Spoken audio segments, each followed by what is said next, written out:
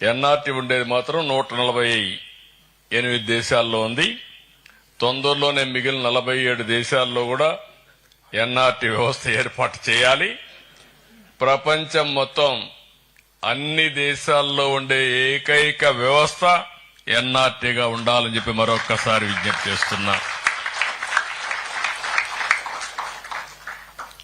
ఈరోజు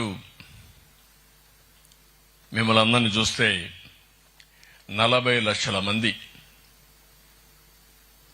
ఎన్ఆర్ఐస్ అన్ని తెలుగు వాళ్ళంతా వివిధ దేశాల్లో ఉన్నారు. అంటే ఒక 10%, ఇది ఒక 20% పెరగాలి. భారతదేశంలో మొత్తం 4 కోట్ల మంది విదేశాల్లో ఉన్నారు, ఎన్ఆర్ఐస్ ఉన్నారు. ఇవన్నీ కూడా ఓసారి 118 తెలుగు అసోసియేషన్లు ఎన్ఆర్టీతో అసోసియేట్ అయ్యారు. 400 తెలుగు అసోసియేషన్స్ ఇంకా ఉన్నాయి. అంటే అందరూ అసోసియేషన్స్ పెట్టుకుని వివిధ కార్యక్రమాలు చేస్తున్నారు. ఇప్పుడే సంక్రాంతి బ్రహ్మాండంగా ప్రైజులు కూడా ఇప్పించారు. అచ్చ తెలుగువాడు పిల్లలను చూస్తే పంచెగట్టుకొని ముచ్చటేస్తున్నాడు. అంత బాగా, అంటే మన సాంప్రదాయాలను కాపాడుకోవడానికి కోడి పందాలు తప్ప అన్ని చేశారు ఇక్కడ. అవి కూడా అలో చేయరు కాబట్టి చేయలేదు, కానీ లేకపోతే అది కూడా మీరు చేసేవాళ్ళు. అదేమో జల్లికట్టు కోడి పందాలు 2 లేవు ఇక్కడ. అందుకని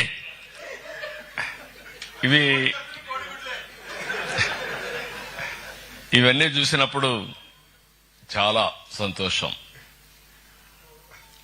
25-30 సంవత్సరాల కంటే ముందు 95లో నేను ఒక ఆలోచన, భవిష్యత్తు ఏ విధంగా ఉండబోతుందని ఒక ఆలోచన చేశాను. నాలో ఒక చిన్న పొరపాటు ఉంటుంది, ఎప్పుడు కూడా ముందు ఆలోచిస్తా ఉంటా దూరదృష్టితో. ఆ రోజు నేను విజన్ 2020 తయారు చేశా సమైక్య ఆంధ్రప్రదేశ్కి. అందరూ నన్ను ఎగతాళి చేశారు. 420 అన్నారు, ఈయనకేమీ రాదన్నారు, ఈయన చేసేదంతా వేస్ట్ అన్నారు. ఐటీ అంటే ఐటీని గురించి కూడా ఐటీ తిండి పెడుతుందా అన్నారు. కానీ ఈరోజు మిమ్మల్ని చూస్తే నా ఒక్క పబ్లిక్ పాలసీ, ఐటీని ప్రమోట్ చేయాలనుకున్న నిర్ణయం ఈరోజు ప్రపంచంలో 195 దేశాల్లో తెలుగు వాళ్ళు ఉన్నారంటే అది ఆ రోజు తీసుకున్న ఒక్క నిర్ణయం. ఇలాంటి అనేక నిర్ణయాలు చేశాం. ఎప్పుడు కూడా మీరు గుర్తుపెట్టుకోవాల్సింది, ఒక పబ్లిక్ పాలసీ ఒక డెడ్లీ కాంబినేషన్. పబ్లిక్ పాలసీ చేయడమే కాదు, దాన్ని అమలు చేయాలి, ఎగ్జిక్యూషన్ కూడా చేయాలి. ఈరోజు మీరు ఒక్కసారి చూస్తే ఇండియాకు కొన్ని అడ్వాంటేజెస్. ఒకటి, ఆర్థిక సంస్కరణలు 1991లో ప్రారంభించాం. That is the biggest advantage. అది కూడా ప్రారంభించింది మన తెలుగు బిడ్డ పివి నరసింహరావు గారు. దేశానికి ఒక దశ దిశ నిర్దేశించాం. ఆ తర్వాత మీరు చూస్తే సరే, ఇప్పుడే అందరూ మాట్లాడారు. ఈరోజు ఎన్టీ రామారావు గారు తెలుగు జాతి ఉన్నంత వరకు తెలుగు వారి గుండెల్లో శాశ్వతంగా ఉండే ఏకైక నాయకుడు ఎన్టీఆర్. నిన్నే 30వ వర్ధంతి కూడా చేసుకున్నాం. రెండో advantage, around 95 mid-90s technology advantage తీసుకున్నాం. ఫస్ట్ మూవర్ అడ్వాంటేజ్ మనం తీసుకున్నాం. మూడోది, ఈరోజు మీరందరూ గుర్తుపెట్టుకోవాలి,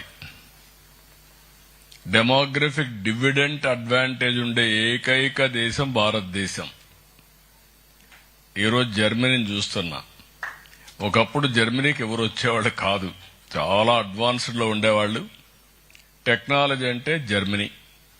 ఇంకా కూడా ఎకానమీలో మీరు చూస్తే ఇప్పటికి మనం 4th లార్జెస్ట్ ఎకానమీకి వచ్చాం. మొన్నే ఇప్పుడిప్పుడే జపాన్ క్రాస్ చేశాం. తొందరలో జర్మనీని క్రాస్ చేయబోతున్నాం. 2028కి భారతదేశం థర్డ్ లార్జెస్ట్ ఎకానమీగా ఉంటుంది. 2038కి భారతదేశం సెకండ్ లార్జెస్ట్ ఎకానమీ అవుతుంది.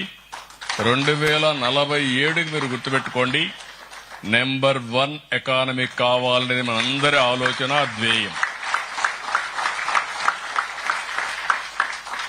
ఇది చూసినప్పుడు ఆ రోజు తీసుకున్న నిర్ణయాలు, ఈరోజు ఇంకొక పక్కన ఇండియాకు ఒక స్ట్రాంగ్ లీడర్షిప్ ఉంది, నరేంద్ర మోడీ. ఈరోజు మీరు ఆ నాయకత్వాన్ని మనం చూసినప్పుడు right time, right leader, right place, that is Narendra Modi as prime minister of India. ఈ అడ్వాంటేజ్ లో ఇప్పుడే మీరు చూశారు, ఒక పక్కన లోకేష్ స్టాన్ఫోర్డ్ గ్రాడ్యుయేట్, నేను తిరుపతి యూనివర్సిటీనే.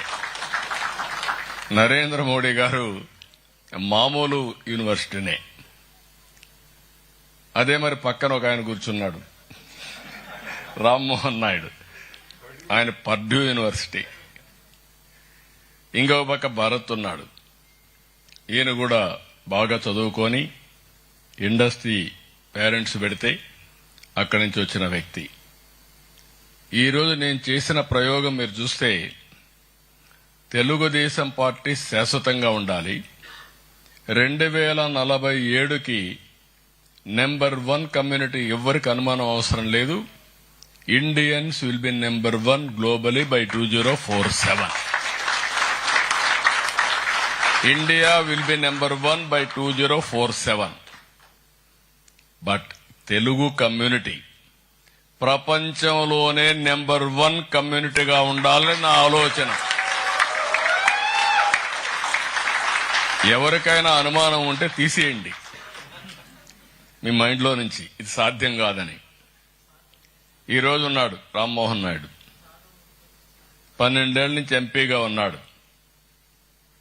ఈరోజు యంగెస్ట్ కేబినెట్ మినిస్టర్, కేంద్రంలో యంగెస్ట్ కేబినెట్ మినిస్టర్ ఎవరంటే మన రామ్మోహన్ నాయుడు. అదే మరి బాగా చదువుకున్నాడు. ఛాలెంజెస్ అంటున్నాడు, ఛాలెంజెస్ కాదు, ఛాలెంజెస్ ఆపర్చునిటీస్ రెండూ ఉంటాయి.